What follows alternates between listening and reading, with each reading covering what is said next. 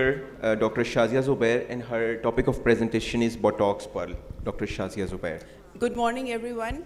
I'm supposed to finish this lecture along with a live demonstration in 10 minutes. So how many of you inject Botox in the hall? Please, can you raise your hands? I think everyone. And how many of you get migraine? Sir में दर्द, आधे sir में दर्द किस किस के होता है? तो इसका मतलब ये है कि आधे सर में तो सबको ही दर्द होता है ना? Sir, it means why not to learn another indication of Botox when you have that molecule in your office. So what is a migraine? I'm not going in detail of it, but we have to be specific that we are going to give Botox only to the patient who have a chronic migraine. And what do you mean by a chronic migraine? It's a migraine that is lasting lasting for more than 4 hours per day, for more than 15 days per month, and for more than 3 months. So that's the definition of a chronic migraine. So you are not going to inject Botox in each and every patient. You are going to give Botox only to the patients who have chronic migraine, right? So migraine normally affects 10% of the world population. It means 1 in every 7th person in this hall is suffering from migraine. So you can get a large number of patients, same number of patients that is coming for the aesthetic purposes for Botox. So it's another indication. Out of that, 3% it's more common in women, and the age group is from 20 to 50 years of age. So botulinum toxin was approved in 2010. It is an FDA-approved treatment of migraine. Now, how much it lasts? You have to tell your patient that you have to come after every 3 months, right? And sometimes the first session doesn't help much, and you have to do another session. And after the second session, it's almost 60 to 70% of patients who see excellent improvement, near no episode of migraine. But cumulative effect is more, like if you keep on doing it, you can see more and more decrease in intensity of the episodes. So the mechanism of action, we all know it's the chemical denervation as well as it reduces the P substance. So if you are giving a very superficial injection, it's not causing the paralysis of muscle, but it is reducing the P substance. So side effects, we all know the side effects of Botox. Now the technique. There are 3 techniques. One is the fixed approach. We normally give 31 injections, and the total dose of Botox for migraine is 155 units. That's a pretty high dose. And another approach is that if the patient cannot afford that much Botox, then you just ask the patient, कि आपको कहाँ दर्द होती है? And only inject at the places where the patient has pain. And the third approach is that if the patient is like बहुत ज़्यादा migraine है, combine both, like the fixed approach as well as the, okay, so the procedures, 5 units, everybody knows. I'm not going in detail. Then the corrugators, 10 units, 5 units at each sides, I'm not going in detail. Then is a frontalis. We all know how to inject frontalis, so I'm not going in detail. We are going to target only the 4 muscles. We are going to learn the anatomy of only the 4 muscles that normally we don't do in our aesthetic practice. And the first is temporalis. We all know the temporalis is one of the muscle of mastication, and it is used to lower the jaw for the side-to-side movement of the jaw. And where to inject, we'll do a live demo. So the way to inject, we normally give 5 units at each of these 4 sites on both sides, which is making it 8 sites in total. Then is the occipitalis muscles. For occipitalis muscles, we give 30 units divided in 6 sites. It means 3 sites on each side. Then is the paraspinalis muscles. The paraspinalis muscles, we give 4 injections, 5 units each at 4 sites. And then is the trapezius. For the trapezius, we give 3 injections on each side, making it 6 sites. So that's all my presentation. Let's do a live demo. And I would love to treat Dr. Haroon Nabi because I think he's a wonderful candidate. Because of no hair, you can easily see the markings.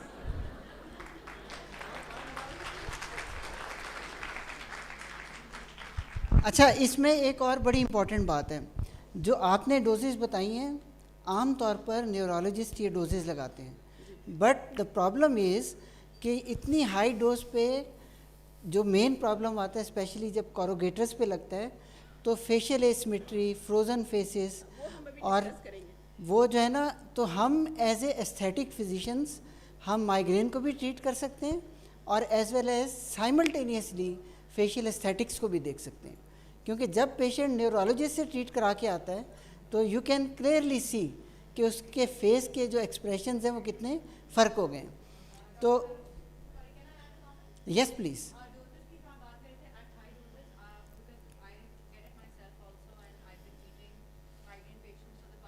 Probably 3-4 years with Botox. I feel that they have a lot of muscle weakening in the neck area as well. तो head holding में, shoulder muscles में काफ़ी ज़्यादा weakness आती है. तो I would always suggest that someone who starts, they should start off with probably 3 units instead of 2.5 or 3 units to start off, and then always bring ये back the अभी हम patient. Discuss हाँ जी, वो नए लोगों को सिखाने के लिए ये point emphasize करना अभी बहुत अभी ज़रूरी हम है. ये सबसे पहले हमने ये डिस्कस किया है कि हमने कितने यूनिट्स रिकमेंडेड हैं. इट डजंट मीन कि आपने इतने ही लगाने हैं. You have to see the bulk of the muscles. That's what I am telling. अच्छा, okay, so we have to see the bulk of the muscle. किसी का बल्क छोटा है उसको आपने 5 यूनिट्स नहीं लगाने, ठीक है. वो अभी हम जब एनाटॉमी करेंगे, when we will palpate the muscle, I will tell you कि हम उसको किस तरह करते हैं. लाइक सर, आप कहाँ इधर बैठे बैठ जाते हैं, ये यहाँ लो, आओ. अच्छा, मेरा ख्याल है पहली दफ़ा कोई ट्रीट करने लगी. सर, आप ग्लासेस उतारेंगे? अच्छा, ओके. सो सर, आप साइड मुड़ेंगे तो टेम्पोरालिस नज़र आएगा. For temporalis, the easiest way to inject temporalis is just draw a line in front of the tragus. Once you have, like आपके पास एक टारगेट पॉइंट आ गया है, 2 fingers breadth above the temporalis is your first injection. मैं इधर करूँगी तो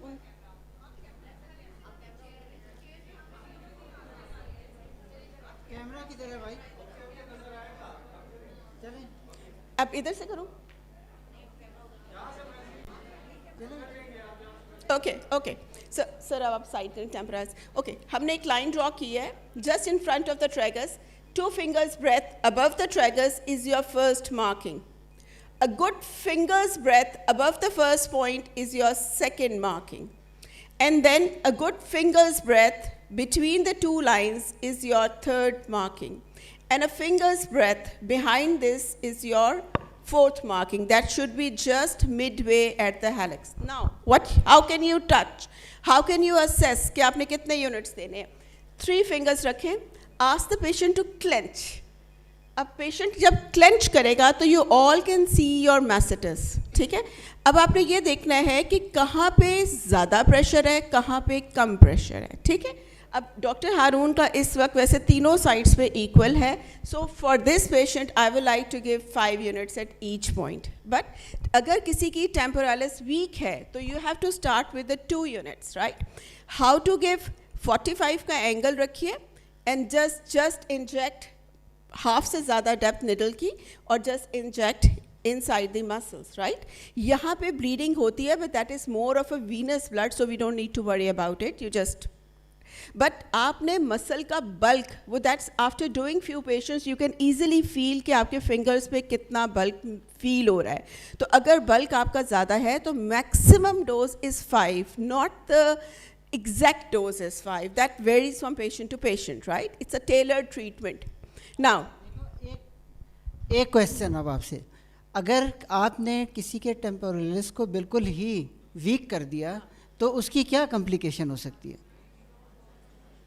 शाबाश, बिल्कुल. और दूसरा ये हो जाएगा, एक और जो एस्थेटिक कॉम्प्लिकेशन है जो हमारे पास पेशेंट आ सकता है वापस, के टेम्पल्स एम्प्टी हो जाएंगे, एम्प्टी टेम्पल्स. तो आप इसका एक तरीका जो मेरा है वो ये है कि मैं ऑलवेज लो डोज से स्टार्ट करता हूँ. Sometimes patient respond very well, और अगर patient comes back after 2 weeks के जी पेन में कमी नहीं हुई या उतना इम्प्रूवमेंट नहीं आई तो we can give another dose. ठीक है.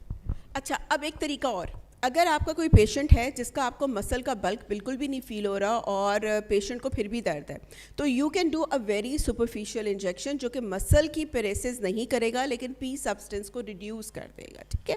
So that's a point here. आप 2 यूनिट्स दे दें superficially so that the P substance is reduce. Now we are going to discuss about the occipitalis. Sir आपको पीछे होना पड़ेगा. ओके. अगर हम ट्रेस करें तो यहाँ पर सबसे नीचे आके हमें C7 का स्पाइनस प्रोसेस फील होगा. Every one of you, can you just palpate yourself to feel the spinous process. इसी लाइन को ऊपर ले जाएं and there is a process जहाँ पे आपको मैक्सिमम प्रोट्यूबरेंस फील होगी. That's the inion. Okay, external prominence or the inion. So between the inius and the mastoid process, draw a line, right? So midway between this line, but you should be above the knuckle ridge, is the first point. Then you do 2 V-shape injections, just a finger's breadth above and a finger's breadth above. So ये हर patient में आपको variations नज़र आएंगी. ऑक्सीपिटैलिस जो होता है वो normally scalp को या स्किन को पीछे की तरफ लेके आता है. So you have to be particular here. आपने फिर 45 पे लगाना है. 5 unit is the maximum dose. It's not the only dose. Please I am telling you again and again one thing. It's the maximum dose, right? आप इनको जो है ना हाँ. रेंज बताएं. सर हम 1 unit to 5 units, right? 1 unit अगर muscles आपको पैल्पेट ही नहीं हो रहे. बास फीमेल्स ऐसी आती हैं जिनका मसल आप पैल्पेट ही नहीं कर सकते, बट पेशेंट आपको हाथ लगा के कहता है मुझे बहुत दर्द है. So you just give 1 or 2 units and that's for reducing the P substance, but that should not be in the muscle, that should be quite superficial, right? क्योंकि अब आपने एक बात याद रखनी है कि यहाँ से अब ये नेक होल्डिंग मसल्स. हाँ, वो अभी हम उसको थोड़ा सा और डिस्कस करते हैं कि हम उसको कैसे प्रोटेक्ट कर सकते हैं, ठीक है? ओके. सो तो अब हम अपने मॉडल के पैरास्पाइनैलिस मसल्स को ट्रीट करने लगे. अब पैरास्पाइनैलिस मसल्स जो होते हैं ये आपने याद रखना है. जस्ट पैल्पेट द नकल रिज, जस्ट बिलो द नकल रिज, फर्स्ट एंड सेकेंड. आपने मिडवे से ऊपर ऊपर रहना है, ठीक है? बास जगहों पे आप देखेंगे कि लोगों ने नीचे भी किया हुआ है, but that is a very superficial injection, that is not an intramuscular injection. तो ये गलती से करके आपने नीचे के मसल्स में नहीं लगाना.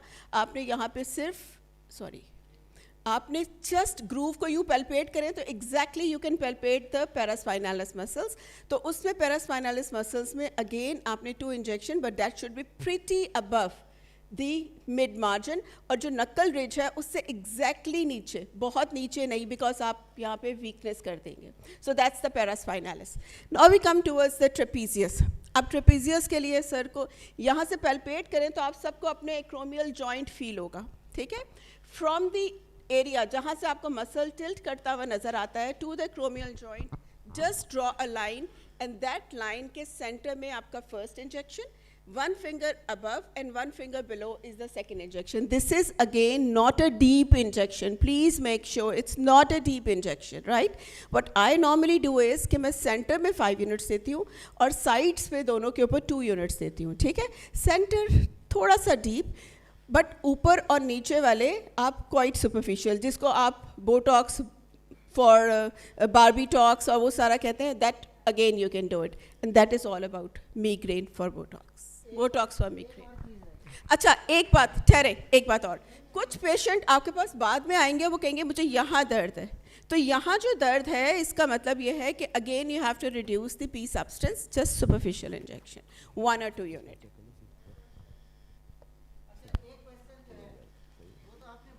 क्या बताएं, पूछें. ये जो हम बोटोलेक्स यूज़ करेंगे तो इसकी डाइल्यूशन क्या यूज़ करेंगे? सर मैं तो नॉर्मली इसको 2 ml में ही रिजॉल्व करती हूँ, बिकॉज मैं क्योंकि हैबिचुअल हूँ.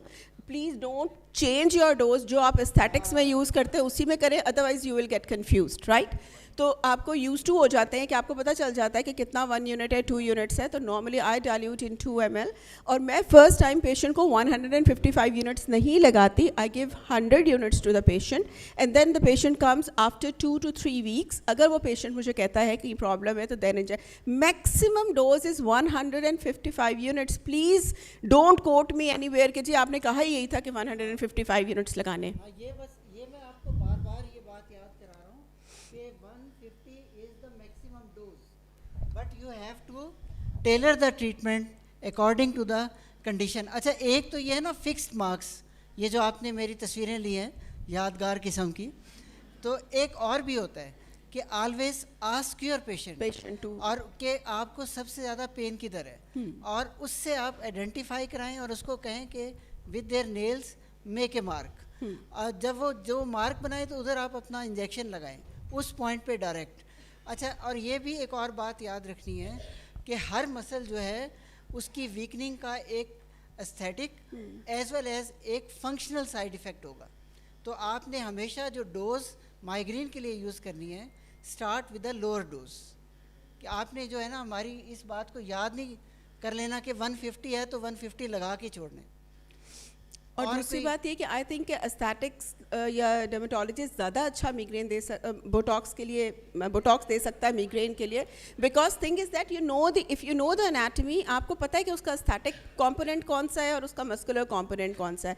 Always treat like an aesthetic and then go towards the like muscular weakness type, क्योंकि जो परेसेस आप कर देंगे याद रखें 3 months रहेगा।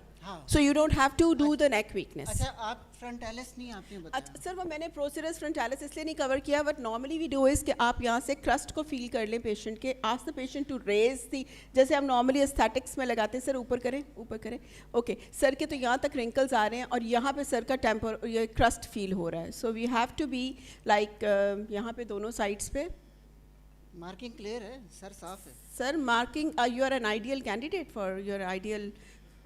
तो अब हम सर आप रेज करें बस, ठीक है, okay. So we have to give like 2 units इधर 2 units इधर, जस्ट लाइक जैसे हम नॉर्मली उसमें Normal. देते हैं। देयर इज अच्छा, नथिंग डिफरेंट इन दैट। एक और बात है कि जब भी आप माइग्रेन के लिए इंजेक्ट करते हैं तो बोटॉक्स जब आप फ्रंटालिस में इंजेक्ट करते हैं, अगर आप थोड़ी सी हाई डोज दें तो उसका एक साइड इफेक्ट है कि इनिशियली हेडेक हो जाता है, और स्पेशली जो फर्स्ट टाइम इंजेक्ट करा रहे होते हैं, हाँ, उनको तो वो headache हो पेशेंट अगर आपको या तो आप बिफोर हैंड उनको एजुकेट कर दें, otherwise they will come back and से कि जी हमारा तो हेडेक ज़्यादा वर्स हो गया। ज़्यादा हो गया।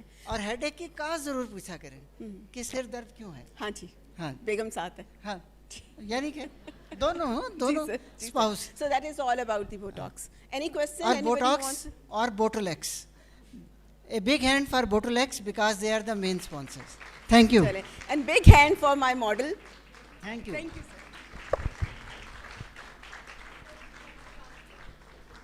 So जी, our बिल्कुल। Thank you, Dr. Shazia and Dr. Haroon. Our next speaker is Dr. Fahd Mirza, a Excuse plastic and me, one reconstructive question. surgeon. One question. One question? A mechanism of migraine is a vascular mechanism, and so what could be the mechanism of relaxing the muscles? One of the use is the P substance, क्योंकि ये P substance को reduce कर देता है। दूसरा ये chemical denervation कर देता है। इवन कि अगर मस्कुलर अफेक्ट हो रहा है तो आपकी जो मसल्स के अंदर ट्विचिंग है या उसकी जो बहुत ज़्यादा सिग्नल्स जा रहे हैं, प्री साइनेप्टिक सिग्नल्स, वो कम हो जाएंगे ना, because you are just blocking the acetyl. अच्छा भाई, एक और क्वेश्चन जल्दी से मैं पूछता हूँ जब तक डॉक्टर फात रेडी हो रहे हैं, कि बोटॉक्स का इफेक्ट कैसे कैसे होता है और कहाँ कहाँ। नंबर 1 कहाँ होता है? Neuromuscular transmission. नंबर 2 इसका इफेक्ट होता है ऑटोनॉमिक, ठीक है। और नंबर 3 पेन फाइबर्स, ठीक है।